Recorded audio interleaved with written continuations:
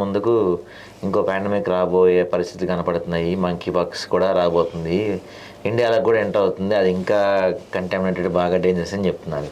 So మీరు ఏం చెప్పదలుచుకున్నారు దాని గురించి?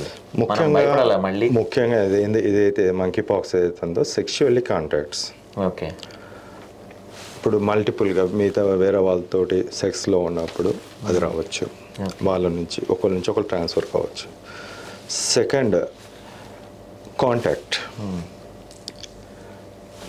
అంటే ఇప్పుడు ఈ సెక్షువల్లీ కాంటాక్టెడ్ పర్సన్ ఎవరైతే ఉన్నారో ఒకరి నుంచి ఒకరికి వచ్చిన వాళ్ళు ఉన్నారో వాళ్ళకు 5 days తర్వాత 6 days తర్వాత బాడీ పైన బుడగల్లాగా బబుల్స్ లాగా వస్తుంది మొత్తం బాడీ. అది ఫుల్ ఆఫ్ వైరస్ దాంట్లో. ఓకే. ఇప్పుడు నేను ఇక్కడ వచ్చి సపోజ్ నాకే వచ్చింది అనుకో, ఇక్కడ వచ్చి కూర్చున్నాను, ఏదో ఒకటి బస్ట్ అయిపోతుంది, ఇక్కడ అంటించిన ఆ తర్వాత ఇంకొకరు వస్తారు గెస్ట్, ఇక్కడ కూర్చుంటారు, వాళ్ళకి వచ్చేస్తుంది. నేను ఇంకో దగ్గర టీ తాగనికి పోతాను, అక్కడ పెడతాను, వాడికి వస్తుంది. అంటే వాడికి తెలియకుండానే వస్తుంది.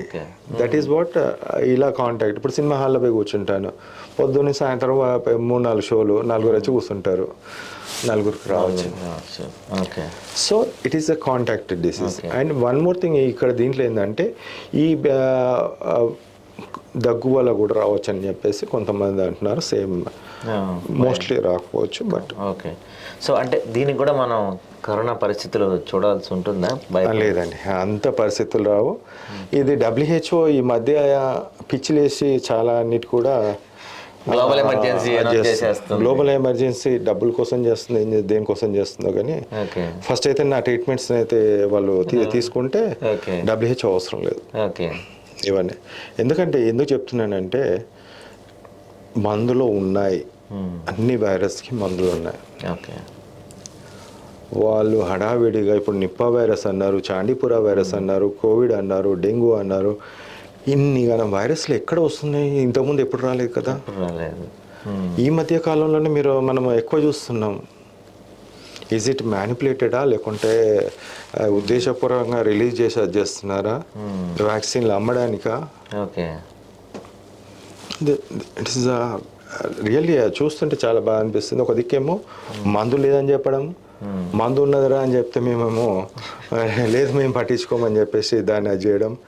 ఒక దిక్కేమో వ్యాక్సిన్లు తీసుకురావడం, పనికిమాలిన వ్యాక్సిన్లు తీసుకొస్తున్నారు. ఆల్రెడీ నిన్న మనం న్యూస్ చూస్తే మన సిరమ్ ఇన్స్టిట్యూట్ అనుకుంటా, ఐ థింక్ పేరు నాకు కరెక్ట్గా గుర్తులేదు, మేము ఆల్రెడీ మంకీ పాక్స్ పై వ్యాక్సిన్స్ మీద ట్రయల్ స్టార్ట్ చేసాము, 1 yearలో వ్యాక్సిన్ తీసుకొచ్చేస్తామని చెప్తున్నారు. బక్రాలు కోసం వెతుకుతుంటారు అప్పుడు. ఆల్రెడీ కోవిడ్ బక్రాలు ఏమైనా బాగా ప్రతి ఒక్కరు దాదాపు అందరం వ్యాక్సిన్ తీసుకున్నారు. నేను ఒకటి చెప్తున్నాను, జస్ట్ సెకండ్ మన క్వశ్చన్ అడుగుతాను, మీరు కోవిడ్కి వ్యాక్సిన్ తీసుకున్నారు? ఓకే. తీసుకోవాల్సి వచ్చింది, లేకుంటే రానియమన్నారు. ఈరోజు అదే కోవిడ్ మీద నేను వీడియో చేయాల్సి వచ్చింది. దుర్మార్గుడు ఇలాంటి వ్యాక్సిన్ ఇచ్చిన దరిద్రుడా అని చెప్పేసి వచ్చింది నిజంగా. ఎందుకంటే ఇంత కోపం నేను ఎప్పుడు మాట్లాడలేదు. వ్యాక్సిన్ తీసుకున్న తర్వాత అంటే ఇది చాలా మంది అడిగి ఉంటారు, చాలా మంది తెలిసి ఉండొచ్చు, మా వ్యూవర్స్ కోసం అడుగుతున్నాను. ఏదైతే ఆ కోవిడ్ వ్యాక్సిన్ తర్వాత లైక్ ఇప్పుడు వస్తున్న చిన్నపిల్లల్లో వస్తున్న హార్ట్ డిసీజ్ కానీ ఇంకా మిగతా వీక్ అని అయిపోవటం కానీ ఇవన్నీ కోవిడ్ వ్యాక్సిన్ వల్లే 100% ఇది. అందుకోసమే నేను April 20 నాడు రిలీజ్ చేసిన ఒక వీడియో. April 30 నాడు UK నుంచి కోర్ట్ ఆర్డర్స్ వచ్చినాయి. ఏమని?